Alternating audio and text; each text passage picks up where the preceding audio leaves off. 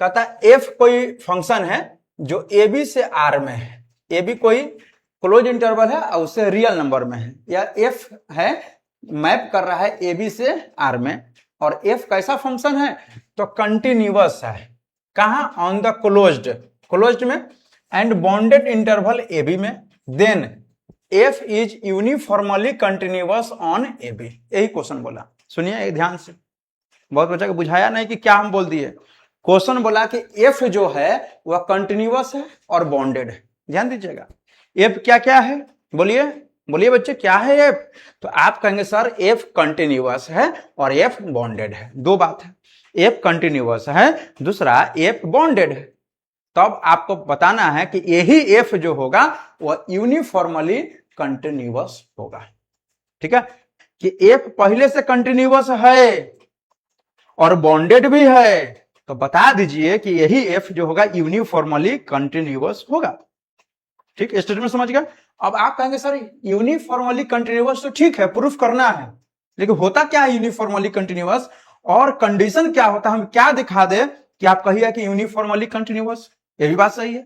तो चलिए हम पहले यह समझते हैं कि यूनिफॉर्मली कंटिन्यूअस क्या होता है। तो प्रूफ में जब चलेंगे आप, तो यहां पर लिखा हुआ है we have to prove that for every epsilon, देखो इसको हम लोग पढ़ते हैं एप्सिलॉन, एप्सिलॉन इतना छोटा नंबर होता है, बहुत छोटा नंबर होता है, इतना छोटा होता है, इतना छोटा होता है कि मतलब बहुत स्मॉल पॉजिटिव नंबर होता है, बहुत छोटा नंबर होता है, लेकिन जो भी हो वह जीरो से बड़ा होता है, छोटा होता है लेकिन जो भी हो, लेकिन जीरो से छोटा, जीरो से बड़ा नंबर होता है। जीरो से बड़ा कहने का मतलब पॉजिटिव नंबर होता है, कहने का यह मतलब है कि एप्सिलॉन छोटा है लेकिन जीरो से बड़ा होता है। देयर एग्जिस्ट ए डेल्टा, एक दूसरा है, एक और है डेल्टा है, ये डेल्टा हम लोग पढ़ते हैं इसको डेल्टा, और ये भी बहुत छोटा नंबर है, डेल्टा भी बहुत छोटा नंबर है लेकिन जीरो से बड़ा है। इतना बात है कि दोनों पॉजिटिव नंबर है। सच डेट इस तरह से है कि x में से y हम घटा लें, x में से y और इसका मॉड निकाले, तो x माइनस वाई का मॉड अगर मान लीजिए कि डेल्टा से छोटा है, डेल्टा बहुत छोटा नंबर है, उस छोटे नंबर से भी छोटा है x और y का डिफरेंस, तब अगर यह रिजल्ट आ जाए, क्या आ जाए रिजल्ट, इस दोनों में f लगाइए, f x minus f y, दोनों में f लगा लिए और इसका मॉड निकाले, ये भी बहुत छोटे नंबर से भी छोटा होना चाहिए, मतलब इसका भी डिफरेंस बहुत छोटा होना चाहिए, तो मान लेते हैं यह एप्सिलॉन से छोटा है, ठीक है। अगर x माइनस वाई, एक्स और y का अंतर जो है, डिफरेंस जो है बहुत छोटा है, डेल्टा जैसे नंबर से भी छोटा है, तो अब दोनों का जो फंक्शन पर का वैल्यू होगा वो भी एप्सिलॉन जैसे छोटे नंबर से भी छोटा होगा। आ रहा है समझ में। अगर यह दोनों कंडीशन अगर फुलफिल हो जाता है तो हम लोग बोलते हैं कि f जो है वह यूनिफॉर्मली कंटिन्यूअस हो गया। क्या हो गया? यूनिफॉर्मली कंटिन्यूअस हो गया। आ रहा है समझ में।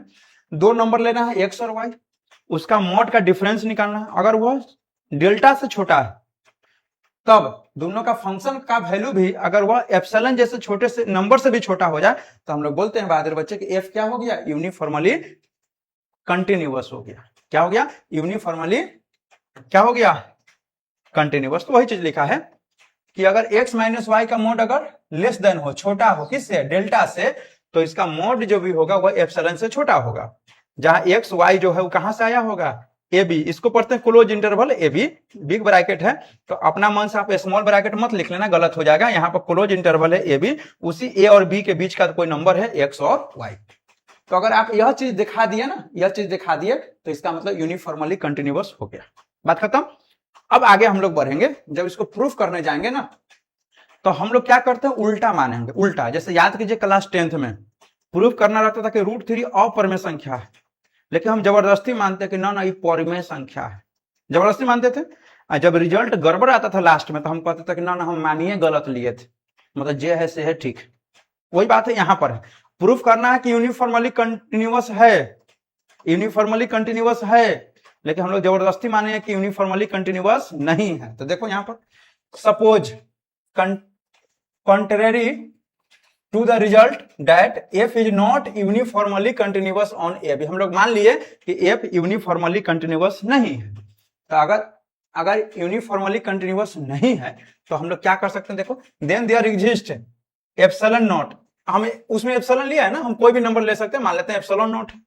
यह बहुत छोटा नंबर है लेकिन इतना है कि जीरो से बड़ा है, बहुत छोटा नंबर है। देखो यह छोटा नंबर कुछ भी आप ले सकते हो, उसमें एप्सिलॉन है, इसमें एप्सिलॉन नॉट है, हम जीरो से बड़ा ले लिए। और कोई एन स्मॉल एन है जो नेचुरल नंबर से आया है। तो आप बताइए कि एक्स एन और वाई एन दो नंबर है जो ए बी में से ले लिए। एक्स एन और वाई एन कहां से लिए? ए और बी के बीच से दो नंबर ले लिए, एक्स एन वाई एन। तब बताइए कि x n minus y n का मॉड अगर 1/n से छोटा है, 1/n क्या है? बहुत छोटा नंबर है, इस छोटे नंबर से भी छोटा है या x n minus y n. तब इसमें अगर हम एफ लगा दे तो ये भी अगर छोटा हो जाता एप्सिलॉन से, एप्सिलॉन नॉट से, तो यूनिफॉर्मली कन्वर्जेंट हो जाता। लेकिन हमको दिखाना है कि यूनिफॉर्मली कन्वर्जेंट जब भी बोले कंटिन्यूअस वहां समझना, बोला जा रहा है कंटिन्यूअस होगा, यूनिफॉर्मली कंटिन्यूअस। ठीक है, तो यूनिफॉर्मली कंटिन्यूअस अगर हमको अगर दिखाना है इसको तो यह लेस देन एप्सिलॉन नॉट होता। लेकिन यह हम मान के चले हैं कि यूनिफॉर्मली कंटिन्यूअस नहीं है, तो इसका मतलब उल्टा काम करना होगा कि यह मान लेते हैं कि अगर ग्रेटर देन इक्वल टू अगर एप्सिलॉन नॉट हो जाए तो यानी एफ क्या हो जाएगा? यूनिफॉर्मली कंटिन्यूअस नहीं होगा। ठीक है, समझिए यहां पर क्वेश्चन क्या प्रूफ करना है? क्वेश्चन क्या प्रूफ करना है कि यूनिफॉर्मली कंटिन्यूअस नहीं है। तो नहीं है तो x n minus y n अगर 1/n से छोटा है तो इसका फंक्शन के वैल्यू भी छोटा होना चाहिए कोई नंबर से। लेकिन यहां पर हम लोग बड़ा या बराबर ले लिए। क्यों ले लिए? क्योंकि यूनिफॉर्मली कंटिन्यूअस नहीं है, इसीलिए यहां पर ग्रेटर देन इक्वल टू ले लिए। आ रहा है समझ बात? कुछ तो आ ही रहा होगा समझ में, कुछ तो आ ही रहा होगा बहादुर बच्चे, समझ में कुछ आ रहा होगा। ठीक है, नहीं आएगा तो बता दीजिएगा। तो क्वेश्चन में पहले से है कि यूनिफॉर्मली कंटिन्यूअस आपको प्रूफ करना है, लेकिन हम लोग मान लिए कि यूनिफॉर्मली कंटिन्यूअस नहीं है, इसीलिए हम लोग यह ले लिए कि x n minus y n अगर 1/n से छोटा है, कोई भी नंबर से छोटा है, तो उसका फंक्शन के वैल्यू भी अगर छोटा हो जाता तो यूनिफॉर्मली कंटिन्यूअस हो जाता। लेकिन हम लोग यहाँ बड़ा ले लिए या बराबर, क्योंकि यूनिफॉर्मली कंटिन्यूअस नहीं दिखाना है। चलो अब यह चीज दिखाने के लिए देखो यहाँ पर स्टेप 1 में आइए, क्या दिखाना है? Use of boundedness of A B. देखो क्या है, since A B closed interval A B is bounded है, ए बी क्या है? बॉन्डेड है। The sequence x n, middle bracket जरूर घेर लीजिएगा, इज बॉन्डेड, एक्स एन क्या हो गया? बॉन्डेड हो गया। By the Bolzano Weierstrass theorem x n का मोड जो होगा यानी सीक्वेंस हो गया हैज कन्वर्जेंट सब सीक्वेंस। क्या हो जाएगा? कन्वर्जेंट सब सीक्वेंस हो जाएगा। अब देखो यहां पर हम एक नंबर ले लिए, देखो इसको ऐसे लिखा हुआ है एक्स एन और एन के नीचे में के, इस तरह से एक नंबर ले लिए और इसका जो वैल्यू है वो कितना है? सी मान लेते हैं। कितना मान लेते हैं? सी। एक्स एन के टेंड्स करता है सी को, और सी किसका नंबर है? तो ए और बी का बीच का नंबर है सी। आ रहा है समझ में बात? देखो यहां पर समझिए एक बात अगर यहां आप समझना चाहे कि यहां पर ए है, यहां पर बी है, और इसी के बीच में हम लोग लिए थे एक्स एन और यहां पर वाई एन, ये नहीं लिए थे एक्स एन वाई एन, ए और बी के बीच का नंबर है। अब एक चीज बताओ, इसी के बीच में अब एक्स एन और वाई एन के बीच में हम लोग ले लेते हैं एक्स एन एन के, एक्स एन और वाई एन के बीच में क्या ले लिया? एक्स एन के कोई नंबर, तो एक्स एन के का वैल्यू क्या हो जाए? सी। तो जो भी नंबर आएगा वह सी जो होगा वह ए और बी के बीच का नंबर होगा। तो मान लेते हैं कि सी किसका नंबर होगा? ए और बी के बीच का नंबर होगा। ठीक है, एक नंबर ले लिए एस एन के, वह टेंड्स करता है किसको? सी को, और सी जो आएगा वह ए और बी के बीच का ही नंबर होगा, क्योंकि हम लोग एक्स एन और वाई एन के बीच में ले लिए एक्स एन के, तो स्वाभाविक बात है ए और बी के बीच का नंबर होगा। अब देखो एस एन के किसको टेंड्स कर रहा है? सी को। अगर हम दिखा दिए कि वाई एन के नीचे में लिखना, यहां पर नीचे एन के नीचे में के, ये भी किसको टेंस करे? सी को टेंस करे। यह हम पहले दिखा लेते हैं, इसका काम है आपको। पहले हम लोग क्या देखें कि एक्स एन के किसको टेंस कर रहा है? सी को। अगर हम दिखा दिए कि वाई एन के भी किसको टेंस कर जाए? सी को।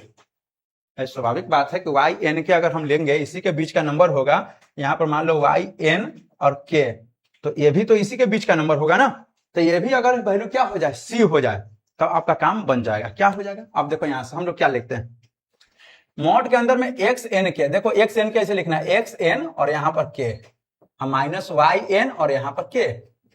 इसका जो मोड है वो मान लेते हैं 1/n के है, लेस देन 1/n और यहां पर के।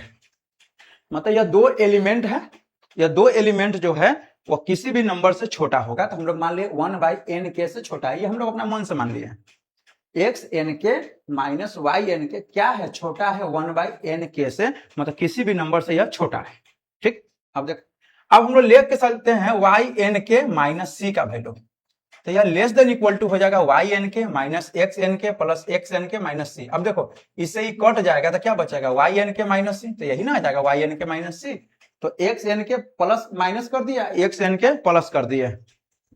अब चूंकि अलग अलग हम लोग मोड लगाते हैं अगर दो टर्म में, तो आपको पता है कि यह लेस देन इक्वल टू का साइन लग जाता है यहाँ पर, लेस देन इक्वल टू। अगर एक साथ मोड लगाते हैं ना, एक साथ मोड तो इक्वल का साइन होता है, लेकिन दो टर्म में अलग अलग लगाने पर लेस देन इक्वल टू हो जाता है, ये बात आपको पता होगा। और माइनस में एक्स एन क्या, प्लस में एक्स एन कट के वाई एन के माइनस सी, पहले जितना आ जाएगा।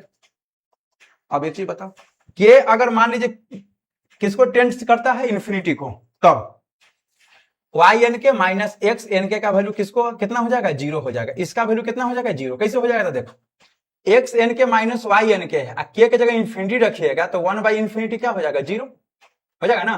तो एक्स एन के माइनस वाई एन के का वैल्यू जीरो है, तो इसका उल्टा कर दीजिएगा मोड के अंदर में, तब पर भी तो जीरो हो जाएगा। यानी वाई एन के माइनस एक्स एन का भी वैल्यू कितना हो जाएगा, जीरो हो जाएगा। कितना हो जाएगा, जीरो। उसके बाद देखो इसको, देखो एक्स एन के माइनस सी, इसका भी वैल्यू कितना होगा, जीरो होगा। क्यों, क्योंकि यहां देखो एक्स एन के किसको टेंस कर रहा है, सी को, तो सी को इधर ले आइएगा तो किसको टेंस कर जाएगा, जीरो को। तो एक्स एन के माइनस सी भी जीरो हो जाएगा, मतलब यह टर्म भी जीरो, यह टर्म भी जीरो, यह दोनों टर्म क्या हो जाएगा, जीरो। तो इस दोनों में जीरो रख दीजिएगा, तो वाई एन के माइनस सी का वैल्यू जीरो, यानी वाई एन के किसको टेंस कर जाएगा, सी को टेंस कर जाएगा। किसको टेंस कर जाएगा, सी को टेंस कर जाएगा। क्यों, क्योंकि यह हो गया जीरो, ये भी हो गया जीरो, तो ओवरऑल पूरा जीरो, तो इस सी को उधर भेज देंगे, तो वाई एन के किसको टेंस कर जाएगा, सी को। यानी अगर हम लेके चले हैं कि एक्स एन के अगर सी को टेंस करता है तो वाई एन के भी सी को टेंस कर गया। आ रहा है बात समझ में, बिल्कुल आ रहा होगा, यह बातें आपको समझ में आ रहा है। चलिए, जब इतना बात आपको समझ में आ गया कि एक्स एन के अगर सी है तो वाई एन के भी सी हो गया, तब देखो यूज कंटिन्यूटी ऑफ एफ। अब यहां पर समझने का कोशिश करिए, f is continuous at c. F को मान लेते हैं कि सी पॉइंट पे क्या है, कंटिन्यूअस है। तो एक्स एन के किसको टेंस कर रहा है, सी को, तो दोनों में एफ लगा देंगे, तो एफ एन के टेंस करेगा एफ सी को। उसी तरह से सिमिलरली वाई एन के किसको टेंस कर रहा है, सी को, तो एफ लगा देंगे, तो एफ वाई एन के टेंस करेगा एफ सी को। अब देखो देयरफॉर एफ एक्स एन के माइनस एफ वाई एन का वैल्यू निकालिए अगर आप, तो देखो एफ एक्स एन का वैल्यू कितना है, f c, f y n के का वैल्यू भी एफ सी, तो एफ सी में से एफ सी घट जाएगा तो जीरो हो जाएगा। यानी एफ एक्स एन के माइनस एफ वाई एन के क्या हो गया, जीरो, ये ना हो गया। तो इसका मोड अगर हम निकालेंगे तो वो भी जीरो हो जाएगा, वो भी क्या हो जाएगा, जीरो हो जाएगा। यानी एफ एक्स एन के माइनस एफ वाई एन के किसको टेंस कर गया, जीरो को। क्या हो गया, जीरो को टेंस कर गया। अब एक चीज बताइए, जब जीरो को टेंस कर गया तो एफ एक्स एन के माइनस एफ वाई एन के किसको टेंस कर गया, जीरो को टेंस कर गया। लेकिन जीरो को टेंस नहीं करना था, यह टेंस करना था greater than equal to epsilon naught से बड़ा होना चाहिए। एप्सिलॉन नॉट से क्या होना चाहिए, बड़ा होना चाहिए। क्यों होना चाहिए, तो देखो हम लोग पहले ये मान के चले थे, यहाँ पे पहले ये मान के चले थे एक्स एफ, मतलब यहाँ पे कोई भी एलिमेंट हो सकता है, यह और यह कोई भी एलिमेंट हो सकता है, वो बड़ा होना चाहिए किसी भी नंबर से। लेकिन बड़ा तो नंबर हुआ नहीं किसी से, यहाँ तो किसी से बड़ा हुआ नहीं, बड़ा हुआ नहीं। कितना आ गया इसका वैल्यू, इसका वैल्यू टेंस कर रहा है जीरो को, लेकिन जीरो नहीं होना चाहिए, वह किसी नंबर से बड़ा होना चाहिए। यानी अगर एप्सिलॉन नॉट अगर कोई नंबर होगा उससे यह बड़ा होना चाहिए ना। और एप्सिलॉन नॉट किससे बड़ा होता है, जीरो से बड़ा होता है, जीरो से बड़ा होता है। यह चीज आना चाहिए, फ्रॉम वन से यह होना चाहिए। फ्रॉम वन का देखो, फ्रॉम वन तो हम लोग लिए नहीं है, फ्रॉम वन तो हम लोग लिए नहीं है, तो हम इसको वन ले लेते हैं, इसको वन ले लेते हैं। आप यह मत समझना कि यहाँ एक्स एन है वाई एन, यहाँ कोई भी दो एलिमेंट हो सकता है, कोई भी दो एलिमेंट होना चाहिए, वह एप्सिलॉन नॉट से बड़ा होना चाहिए।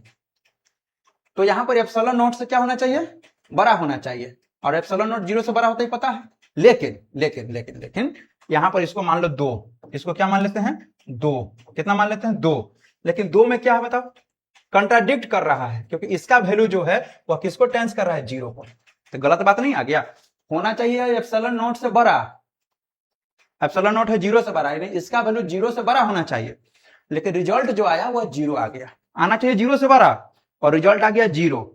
इसका मतलब यह क्यों आया, ऐसा गलती क्यों हो रहा है, इसीलिए हो रहा है कि हम लोग मान लिए थे गलत। Therefore, our assumption that f is not uniformly continuous is false।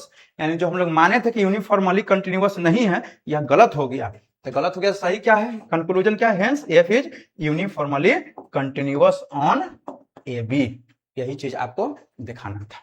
बोलिए क्या आपको यह बातें समझ में आ रहा है बच्चे, क्या आपको दुख हो रहा है यह सब देख के? हमको नहीं लगता कि यह सब देख कर आपको दुख हो रहा होगा, आपको बहुत अच्छे से समझ में आया होगा।